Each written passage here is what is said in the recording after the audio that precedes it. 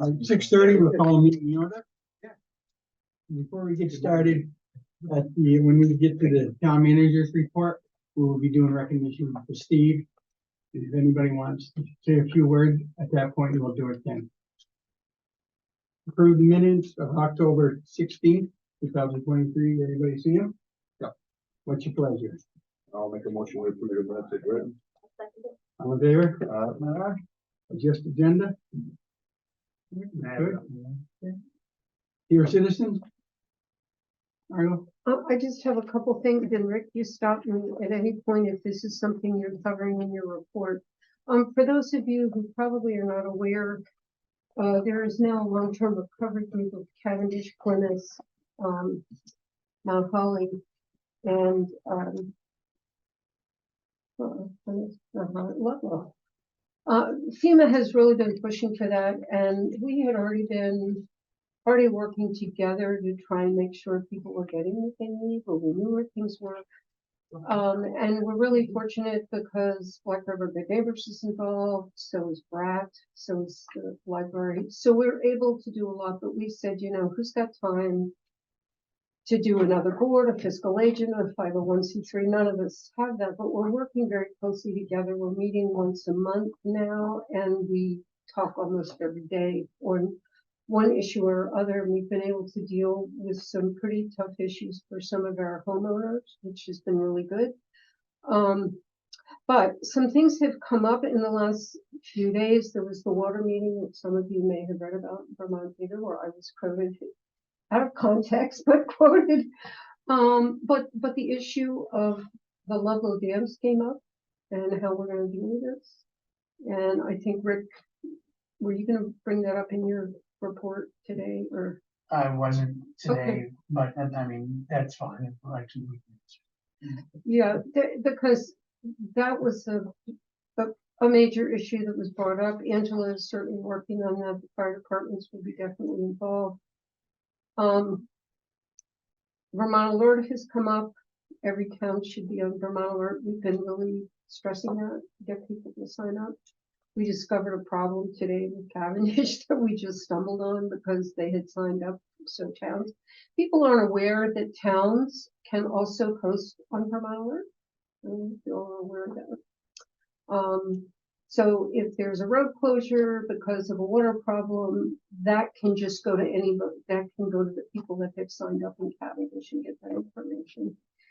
But Rick is working on that. And then the third piece that has been brought up to me today is simply because of the signage in Ludlow, and that is 911 signs. And y'all dealt with that, what, about 8 years ago, Bob? Because I think the three of you were on it, where they had a deal where I think it was $15. People could get the 911 sign. And I did quickly text Rick about that, but that's happening in Ludlow. So people are going into town, they're seeing that, and they're calling me saying, where do I get my 911 sign? Well, you can go to Walmart and get it.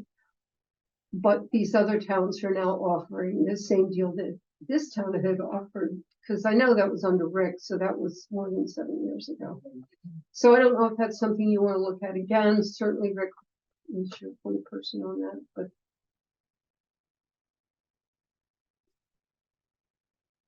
I think it would be nice to offer. How many new addresses do we have now, Rick? I don't have it off the top of my head, but at least 6 that I've done in the last few months. Yeah. Yeah, did we update that? Yeah. Yeah, Because yeah, I was some gonna of them say are that's on, really, yeah.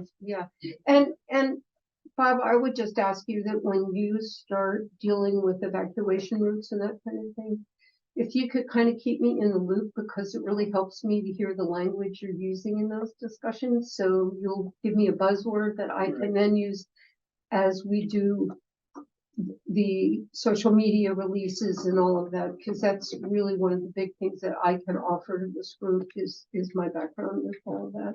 So anything we can do to make that easier, and we've got a lot of ideas, which I won't bore you with now. Remember? You all set? Okay. If nobody else, we'll move on to sign perpetual care funding. The holiday unattached. That's a fair deed.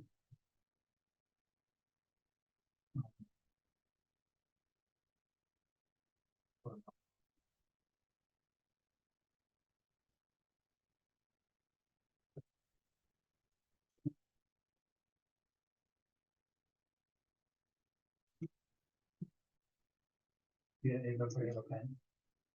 There's no more starting.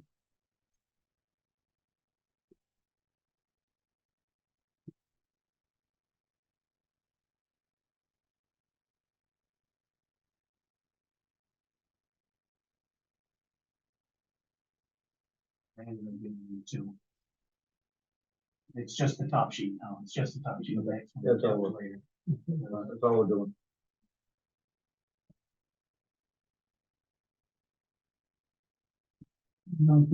Review and consider approval of the reappraisal agreement with Limerick. We have an agreement with, Limerick that sent us out, as you know, we have notice that we must reappraise. Get that hold with the state.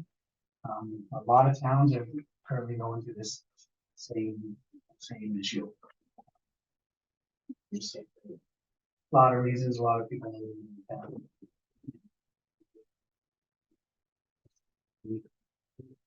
I would recommend signing with them. They have done it in the past. I know maybe they reached out to these. And they weren't even sure if they could even get us on the schedule. Require changing their software and $20,000 to $30,000 as well. This, we already have. So I would recommend it. And a lot of people want this time slot, which was start 2025 and completed in 2027. So nothing that's going to happen. Years. I'll make the motion that we, accept the appraisal agreement with Limerick. Second it. All in favor? Well, Opposed? None? What I was wondering was, I know we have the fund, and I think this another 2 years, but the state keeps talking about. You know where we are with that? When we talked, when John Harrison was here months ago, he talked about that, whether the state was going to help out, take over but there's no decision currently. I assume we'll get into this time slot. They do give something every year, I thought. But They do, hold out, and then, it wouldn't be coming up. Because it's So it so. was 18, 18? 18 or 19. So it's, you won't have that 10 years in between to build up that money.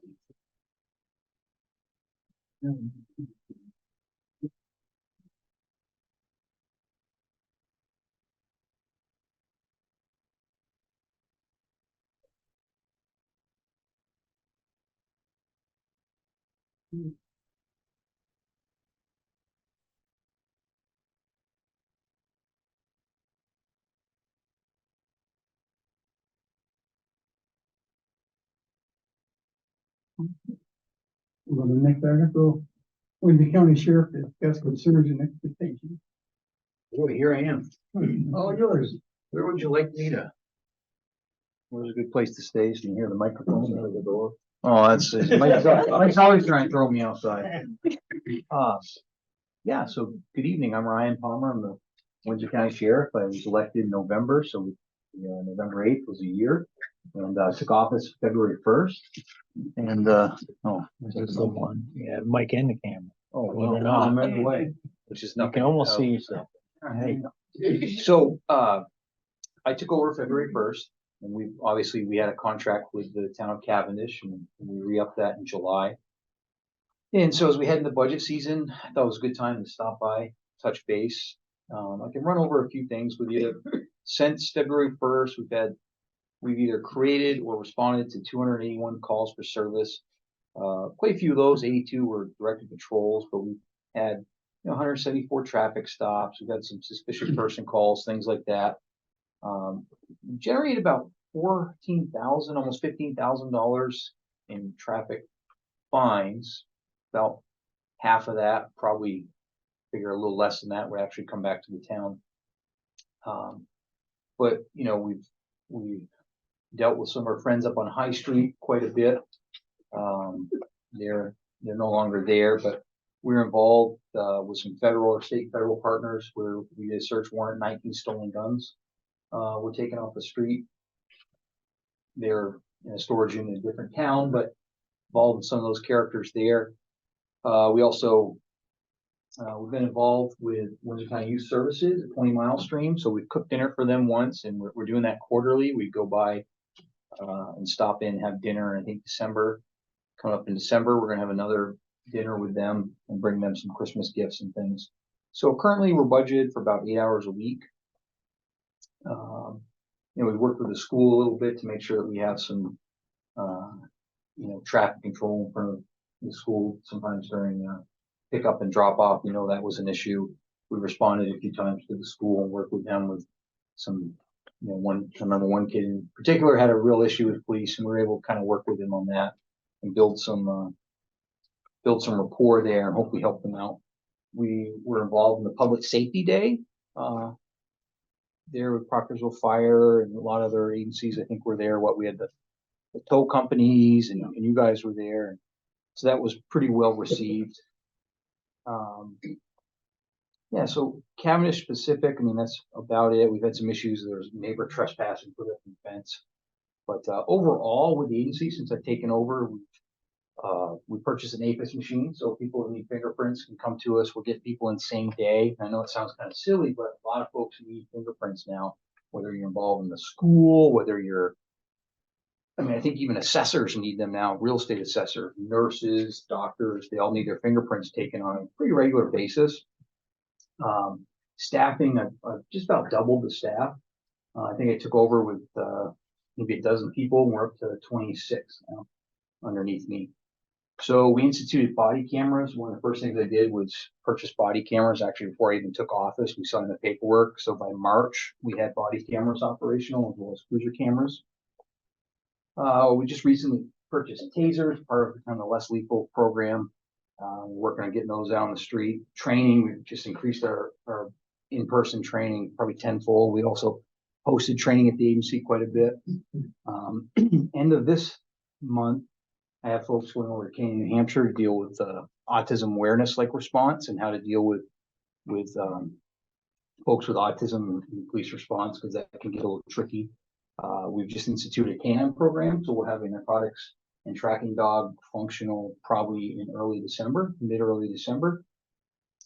We brought a drug recognition expert on to the agency who is 25 plus year experienced guy that's is able to detect drugs in people's systems. So that's pretty helpful. We bought teddy bears to give those out to kids on scenes and stuff. Those are kind of fun. We've been working, like I said, with Windsor County Youth Services, Zach's place in Woodstock Senior Center.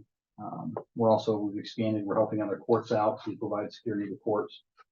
And we've also put we're working on the process of working in Homeland Security investigations and establishing a task force officer position. So we're in the process of that.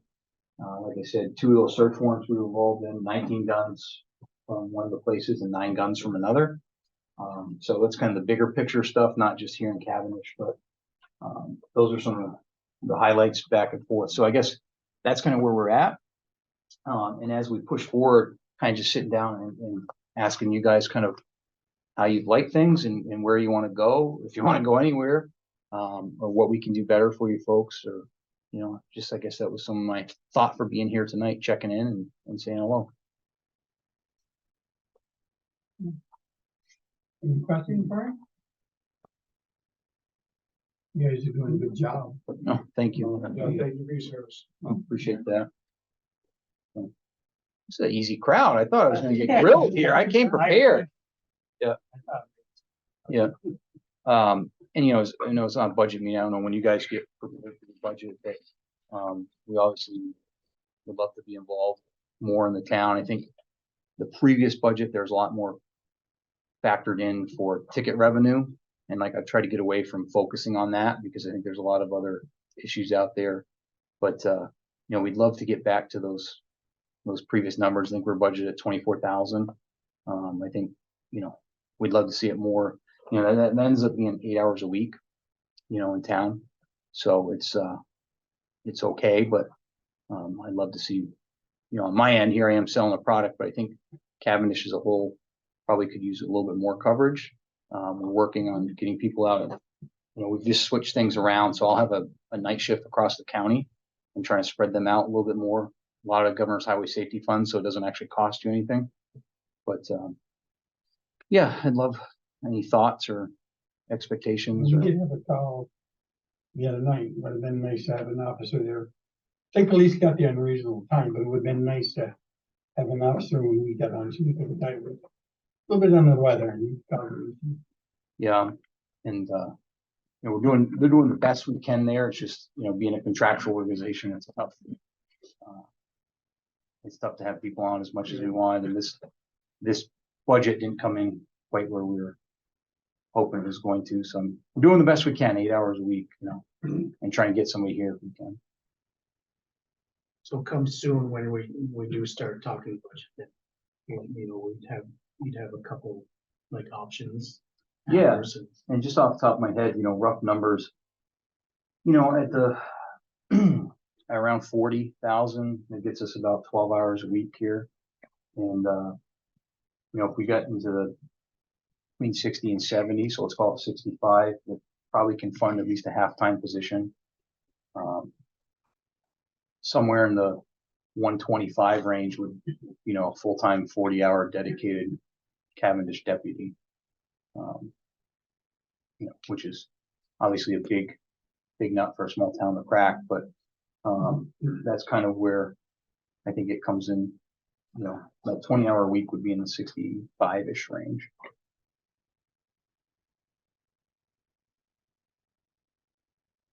So assume it's when we have these discussions, we may end up calling you back to see what those. Yeah, and I think, you know, as I'm trying to build the organization out, having more people on across the county, we're able to respond to calls for service more. I unfortunately sometimes think Rome was built in a 24-hour period, and I have to remember that it wasn't. So we're not quite where I want the agency to be, but it's been less than a year in office. So we're hoping to have more folks on, be able to respond. You know, like Mr. Glidden was saying, yeah, state police got there in a reasonable amount of time. That hasn't been the case always historically, and so we're hoping to be able to help you out there.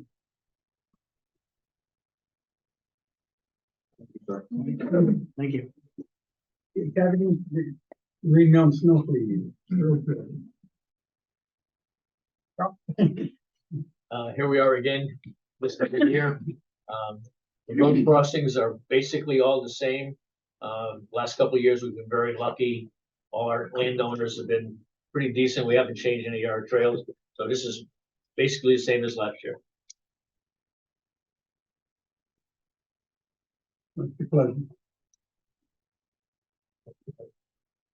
Motion that we give Cavendish Snow Please and charge responsibility for Jason Alaska. All in favor? Right? Opposed? None? We're all set to go. Thank you very much. Fine. Select-board opening.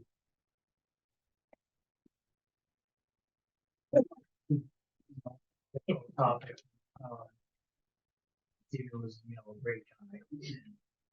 But by state statute, we have to post the opening, 10 days, which we do. Within those 10 days, we'll get 3 people that are willing to fill the vacancy until town meeting day. I think there's some here. You know, I guess that's okay. If you feel like them to be here. Dave, would you like to say something? Yeah, I'd just like to say, as I stated in my letter to Rick, that I've been president of the Cavendish Forum, who lived in Cockeysville for 23 years. I think it'd be an honor to work with the board, and it'd be a pleasure to speak on behalf and serve the residents of Cavendish and Cockeysville. Or you want to go ahead, Sam? Yes, my name is Chris Leonard. My wife and I live on Cavendish Gulf Road, the brick house at the fort, up Densmore Road in Cavendish Gulf, some of you may know. You have my letter. I'm a former CPA. I've served on both elected and municipal boards. And I thought that perhaps I could help, contribute to the town, be involved a little more. And so that's why I put in my letter, and I hope you'll consider it. I'm sort of a non-controversial kind of person, so it's like, I don't know what to That's what say. we are as a town. No, what to say. That's what I Most of said. the time, That's what I sort of think, but most of the so that's it. And he's not here, so any questions for him? If not, No, I just appreciate- wondered if, either of you, would run in March, or are you just doing this till March? For myself, I would either run, I don't know what you gentlemen will decide, but should you choose me, I would certainly run in March, and I may run in March anyway. So, Yes, I would run in March again. And Sandra, what did she say? I don't believe she wants to run. She just wants to. She would fill out the vacancy. For the vacancy. Okay. Yeah, I guess there's always that, you wonder whether it's I don't know, unfair, if there's an advantage, is it an incumbent, then run, but. Andrew's already been on the board for make motions. You can make a motion tonight on this. I'll make motion that we offer Dave to finish out Steve's term. All in favor? Aye. Dave. But Chris, don't let us stop you. Right. Feel free. thank you. And I'll be in touch, Dave. You have to be sworn in. Set a date for town energy charter hearing. At last month's meeting, I brought up that we had the energy, that the planning commission was done with their hearings. It's moved on to the select board. And we discussed at the last meeting, looking at December for setting a meeting for the hearing. Sure. Or budgeted on me, whether or not we can do it before the next select board meeting as well. Here to look for a date to What do you think that meeting would mean? the planning commission. Fortunately, their meeting didn't last very long at all. I don't believe they had anybody here from that meeting. I'm assuming it'll be a half an hour, so it'll be 6 o'clock. Yeah, may that work for everybody? Something, yeah. For the next meeting. So that would be December 11th. Yeah. That's the second Yeah. Monday. Yeah, because then in January was the budget and stuff, so. Right. So that's a consensus of the board will set for that date. And we'll run that meeting because it's a 15-day. Good. Alright. Academy building. On the old business. At the beginning of the last month's meeting, I got the email from from, Reese with, these questions that I passed on. There was questions to the select board as well as the preservation trust. And I guess they need a discussion tonight, so we have good direction on where we're gonna go with this. The first one is the warranty deed be amended. How much I use?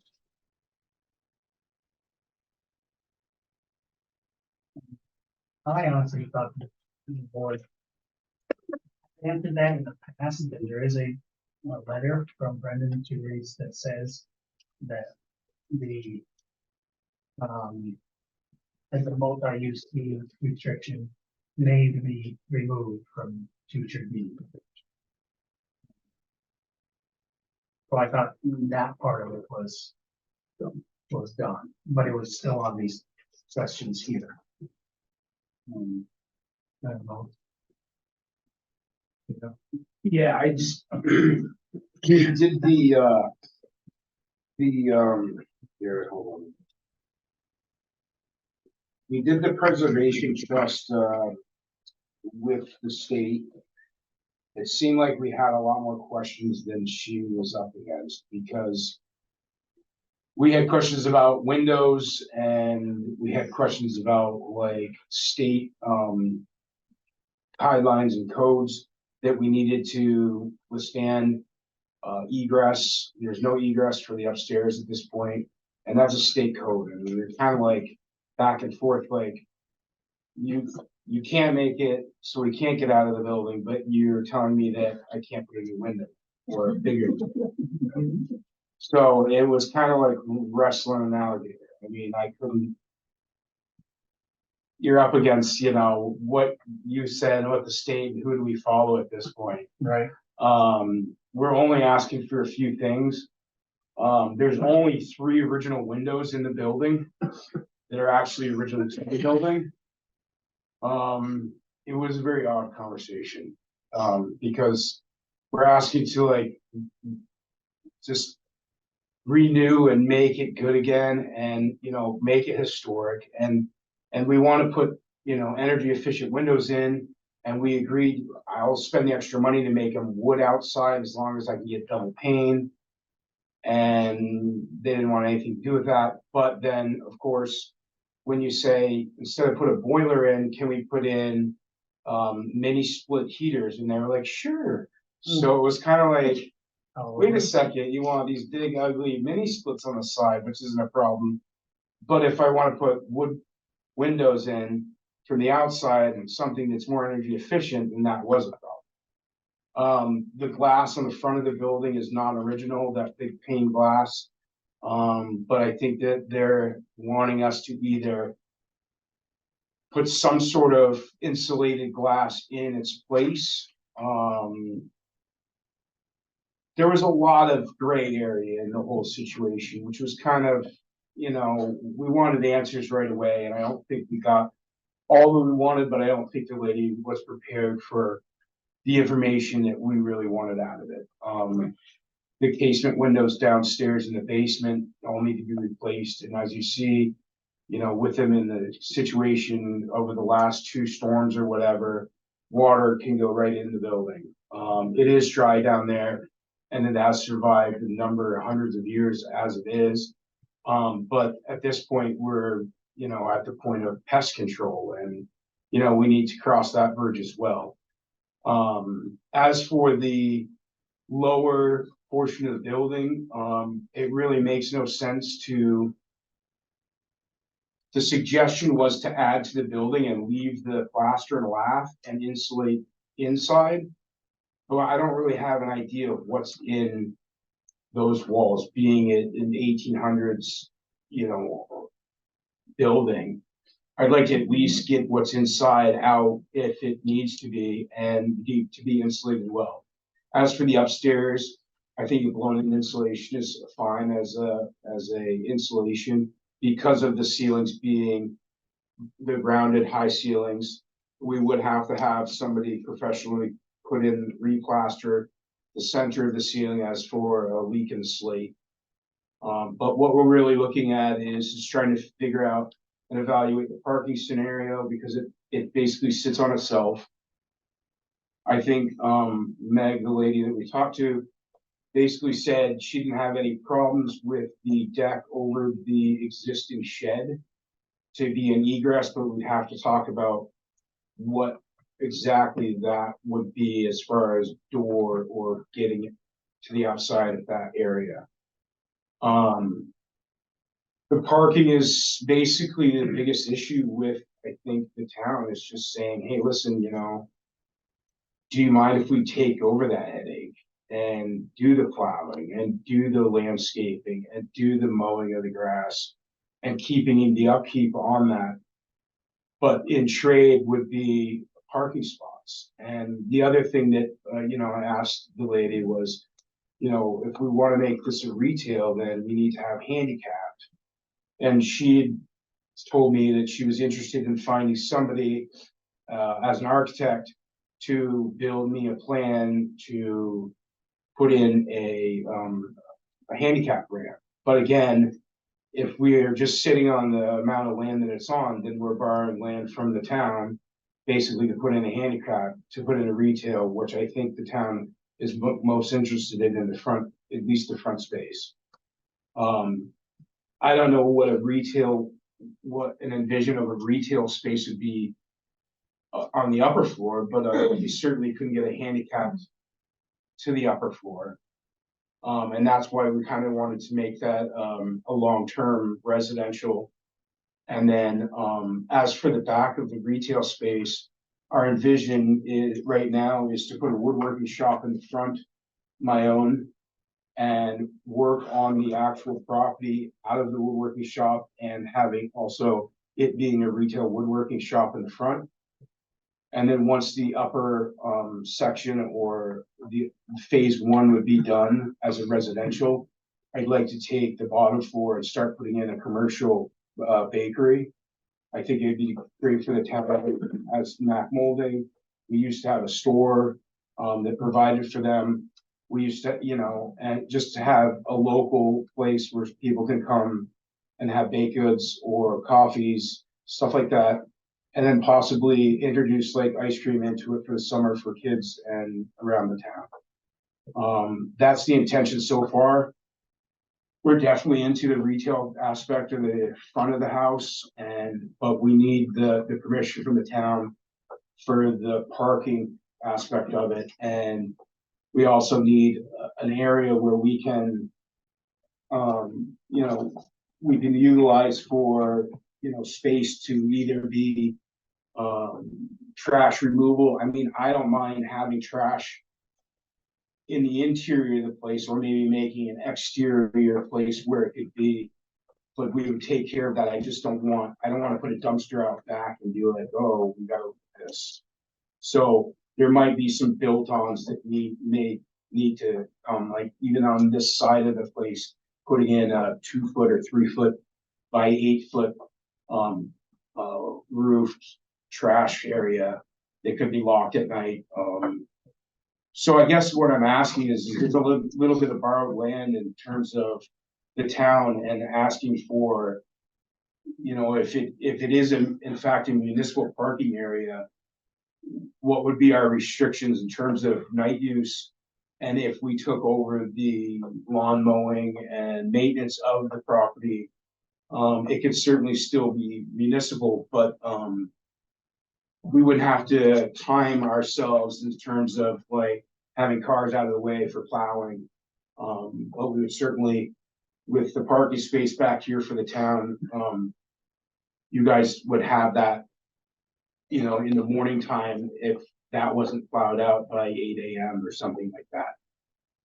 We would hire our contractor, obviously, to do the plowing for us and ask that they put us on the list for any weekday morning snowstorm to be cleared up as soon as the office opens. Other than that, I think it's just going back and forth with the historic part of it and finding out what we need to do to appease them. It seems to me like they're going to work with us on the windows Unfortunately, the 3 windows, the stick in the mud, they want us to put storm windows over. I don't like the idea because I don't like the idea of storm windows. They're just not appeasing to the eye, and I was actually quite surprised that they would allow that. It being, you can't really see through a storm window, and most of the time they're aluminum or painted. So it's kind of hard for me to make everything else look really nice and then have these 3 storm doors to make it so a single pane window is actually energy efficient. And energy efficiency is huge in Vermont. I think we all agree to that. But we're dealing with something over here that doesn't even have a furnace. And they're asking us to put in a new furnace to go right out a window that might be a single pane window. So the struggle was real with trying to figure out what we could do, but I was just appalled that they said that you could put a mini split with the vinyl hoses and all that, and that was fine, but you couldn't put a nice wooden window in that was energy efficient. So I think we have to go back and forth between them in terms of that, but what we're trying to get approval of is the parking areas, and making them either our responsibility, or I'm not sure how Reese worded it, but we'd like to take responsibility of that area as long as we can utilize the space and overnight. And it may be well as that assigned parking space for the upper area as an overnight residential. Chris, I want to put out that just doesn't make any sense about this. This building is the oldest building we have in town. It's older than the museum, which was built in 1834. It was first used as a school. Then it was what they used to drill during the Civil War, and where it really got hugely modified. And so I don't believe this stuff about the windows as being original to the building from when it was built in the 1820s. It was the store just massively changed that building. They would never have built a building with for an academy building with a huge bay window. Mm-hmm. That would have never happened. Well, Reese has pictures of us. Well, they didn't have cameras in 1897. No, yeah, exactly. So, what are we trying to take this? This is always my concern because I have to deal with them with 2 other buildings. And, my question is always, what history are we talking about? The last time it was renovated. So, for the purposes of the building, you want it to look as much as you can as the way it was built. I'm sure there was not a bay window there in 1827. If you need me to go with you to historic preservation, I will. I mean, I've certainly dealt with them enough. Anyway, I know your bigger issues are beyond that, but in terms of what the building looks like, which we do care about curb appeal for the town, there are bigger issues than those windows. Any questions for him on the park? I was curious. You wanted to do something in the back, another business, a bakery, as you mentioned. Mm-hmm. How would that be accessed? Through your wood shop with customers, or would there be? Well, no, the wood shop would go away. So the wood shop would be there as a temporary retail as we're building the upstairs and the back to be able to be ready for your occupancy. Put that rid of that, so that would be the only business. So there would be a bunch of work to be done upstairs. There's no bathroom upstairs. There's no kitchen upstairs. We would like to, obviously, the vaulted ceilings are staying. They're so nice. They're gorgeous. The floors are beautiful in there. There's a patch of original wallpaper that's sealed under glass up there that we are ecstatic about. And the walls, I don't think are going to go all the way to the ceiling. They're going to be partition walls. So it would be still open concept. When you go up this back set of stairs, which we are not sure they're up to code because they're very steep. But your first right as you get out, there's an adequate place for a kitchen.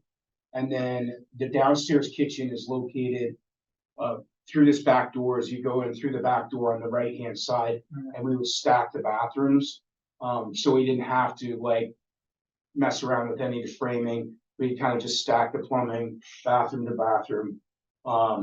And it's quite a large, it would be quite a large area for a bathroom. It used to be a meeting room that was separate from all the open office air space up there.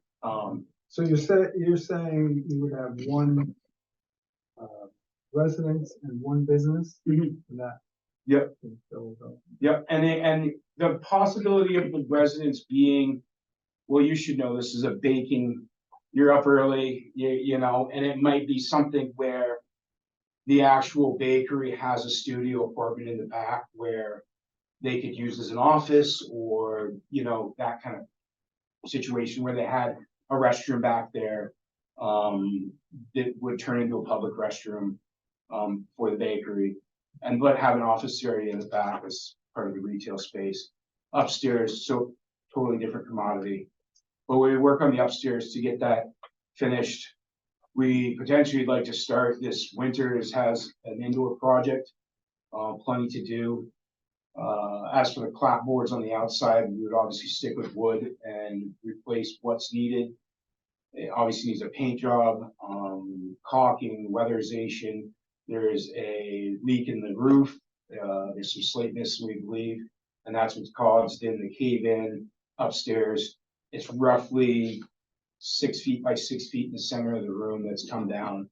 That would need to have a professional person plaster that back in to the integrity of what it originally should be. So really upstairs, we're putting in a kitchen, bathroom, and walls, partitioning off the living space and bedroom space, not going to the ceilings. And then trying to do an egress deck off of the shed. That So about the stuff that's gonna go on out there, when was the last time the property was surveyed?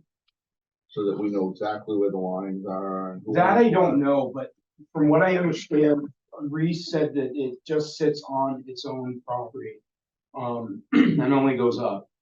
The reason I asked that is that I think it's the lot, as you look on the, I'm gonna mess this up, the layout of the lot plot map that you guys have here. It appears that, The tax maps, I think, it's Thank not a you. survey. yeah. It appears that the lines go straight through, and that's not true. But there is measurements on that, that would indicate that everything that it's on is on itself, and Reese has some information upon that. Yeah, so the parking thing I can see that being workable, 2 spots for people who live there, and then the rest of it for the retail, whatever, and if you're gonna take over the caretaker of the land and the lot, that's not really great.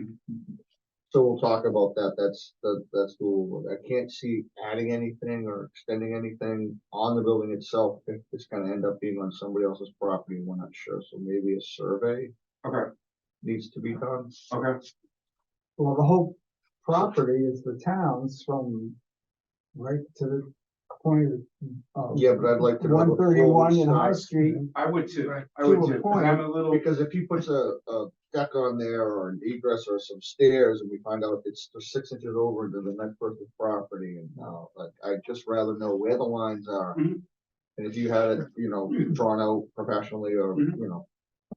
after the survey was done and say, I'm gonna be this far away from the line and I'm gonna be here and here. I think it's great that you wanna take care of this building, that you wanna build it up and that, it's gonna be used, but I'd like to know. I think that if, we're going to, I mean, but still our property, if we're not giving the property over, I don't understand why, Chris should have to survey it. That should be our responsibility because we're going to retain the land and he's just gonna have the building. So I don't understand why it'd be I his said it responsibility. haven't surveyed, I didn't say Okay, who yeah, surveys it. My- I my- wanna but I'm know just saying. where the well, he lines seemed to are. say My that question also is that we have, you know, we have, I know that it seems crazy, but we have pictures and pictures of times that that barn was, the shed, I'm gonna call it on the right-hand side, was there. And with the shed being there, I wanna say that the property line goes straight through, but Probably. I don't know. Don't And that's know. another reason survey may How work much would to. it cost to get the survey done? You have to So do, let's, it would have let's to look be the into- whole thing. the let's whole find out triangle. about that, because I'd like to help them get this moving along. I mean, if I was to be 8 more feet with the shed there or whatever it may be, then that strikes a line through, unfortunately, the next door neighbor's property, but it also is something where you can put an egress, you could put something there, you could build upon that area for that trash removal project or something like that. I'm trying to preserve, and as much as I can, it's tough to preserve with pressure treated wood on something that never should have had pressure treated wood, So- and maybe we go another route with that. So if Rick looks into how much it costs, maybe a 50-50 split, I would be down for that. survey, something Yep. like that, let's find out how much it's gonna cost. I first, mean, and then, if you can find your line on this side, I can find my line on this side, I think that's more than fair. okay, and then we know, and Where we all stand. Yeah, we all Well, you stand. know for And- sure. And then when you say, well, I'd like to, put egress, or I'd have a deck here or whatever, which makes total sense, because if I lived upstairs, I wanna be able to get out in an emergency. right, So totally understand. and Let's that would, figure out, and that would set right on top of that shed, so, well, so let's figure it out, we'll figure it out together. okay. Can I try to figure something out before the next meeting? We're trying to get on this as quick as we can in terms of getting financed and getting this going for the winter. The issue may be finding a surveyor, Okay, because that's really been difficult. okay. But I'll make calls first thing tomorrow morning. And if you need help, I mean, I can do some research as well. In terms of just bringing contacts back that may have something to say, hey, listen, I can get there next week or 2 weeks from now. I will just direct them to you. Is that all right? Yeah. Okay. We're heavy snow flies. Right. Well, last couple of weeks looked pretty good, so And then we can put this, as much as we Yeah, can, yeah, because I know the yeah. Historical Society of Preservation. And we'll people have are to gonna get have their say. legal involved at some point. I think just the answers in terms of the parking and the survey are our biggest qualm at this point. I don't have a problem dealing with the historic part of it because I think for the most part, they want something positive to happen, but they don't want one. I mean, we kind of looked at the lady unfortunately and said, what means to replace these windows? And she said, basically, they have to be more than 10%, which is crazy. They have to have more than 10% life to the window for you to keep the window. And for 3 windows, it was just like, okay. So we're gonna go through their guidelines and we will. I don't think there's any qualms about going through their guidelines. I think they're gonna work with us for sure. But it's just stuff like the handicap stuff and where the landline lays, and then what we can do therefore after, in terms of getting egress and putting in energy efficient stuff. It would be nice if you could avoid this side. Because aesthetically. This side over here, Yeah, like, because. There's only that's- you one just window. see it. there's only one window there. Right, one window. And there's but- 2 on this side. Right, but it keeps that, so. Mhm. And we'll do our best to come, I mean, I think we should, come to these meetings in terms of when we do the exterior stuff and, maybe come to the town and say, this is what we're thinking of doing in terms of the exterior, whether it be leaving it a natural color and just reciting the whole thing, or coming up with a paint scheme that seems historic, colors and it looks good. So. We'd like to work with you on the exterior. All right. Definitely. and after the survey. we'll put together, like, some sort of plan of what you're looking to do. Oh, yeah, absolutely. Yeah, there's only a couple things on the exterior we're looking to do, and then I think everything else is gonna kind of go through the historic part of it. Thank you. right. Thank you. Thank you for consideration. All right, we'll go to the manager's report. I don't necessarily have a report as much, I'm just gonna use it to briefly touch on the loss of Stephen Walker. I'm sure I didn't know him as well as a lot of people here in this room, but the time I did get to work with him and spend with him, it was very meaningful, and productive time. You know, he always had great thoughts and ideas on how to make our town a better place, and he had the vast range of knowledge to help move those ideas along as well. And I could always tell by our conversations that he really loved this community, and he was dedicated to to making it a better place. And to his family, I just want to say I'm sorry for their loss and the loss of a great all around person. So. If we could do a moment of silence.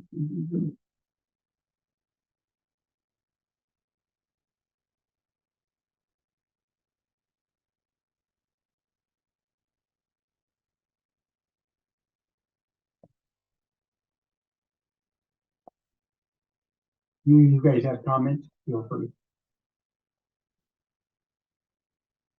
Board member?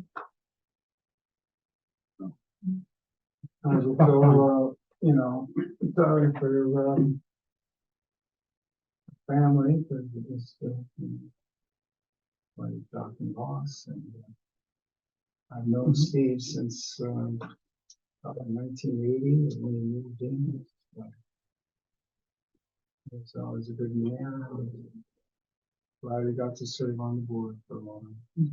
And if it was a tough day, you want. Yeah. I think everybody else is good. We're going to, Jane, you have anything? No. George? The only thing I was, we had talked about possibly putting the road behind the brewery on the town park place. Yeah, since we maintain it, so I don't know if that's something we could do something maybe for the spring. I think the survey is already done because I've seen it with the whole thing they did, I-250, it was all done, so that's not really an issue. It's just warning and having a hearing. Yep. And naming it. I think it's actually on Google Maps as Park Place already. Oh, really? Okay. It shows it. It is on purpose. Wrapping. I have been in touch with the state as well. It took the back seat, but yeah. I just thought it's. Absolutely. Mike, yeah. Yeah, short-term rentals. We talked about briefly for a while, and it's kind of fallen by the wayside. Maybe it's something to pick up again. I just saw that in past agendas today. I didn't read on what was discussed before, but There's a nice spread up in the Telegraph.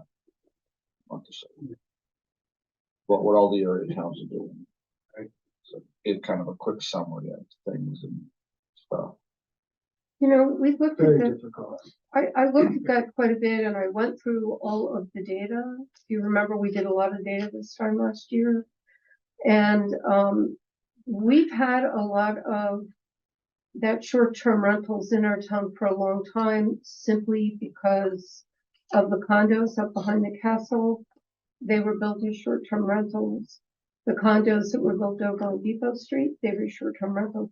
Obviously, they took a huge hit during the flood, so there's not much action happening over there. The issue, again and again, which the legislature chooses not to acknowledge, I track this pretty closely because that's part of the job of the Historical Society, to understand what the trends are Because we do get called on. We got called on again during this flood as we did during Irene. The bottom line, in one summer, we lost 6 long-term rentals, and it wasn't losing them to short-term second, Airbnb. The laws just are not in favor of the landlord. And until that changes, people don't want to take that risk.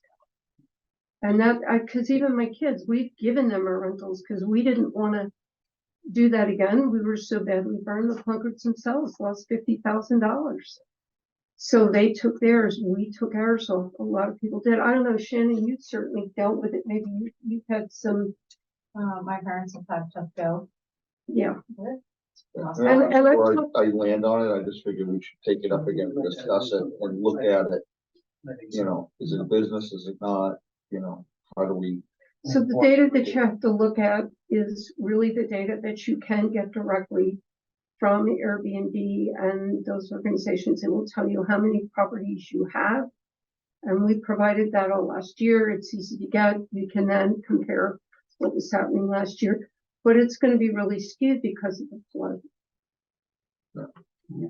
Wait, can we get a new nozzle for the tank? For the old garage? A new nozzle. Yeah, we need one. That one, Dick, when your truck is full, it goes everywhere. We wasted a lot of it on the ground. Oh. Cause the foolish thing doesn't shut down, then the guys are in their turnout gear covered in it. Right. Are they going to be moved? At some point. We're talking about. That's been about 3 years now. Yeah.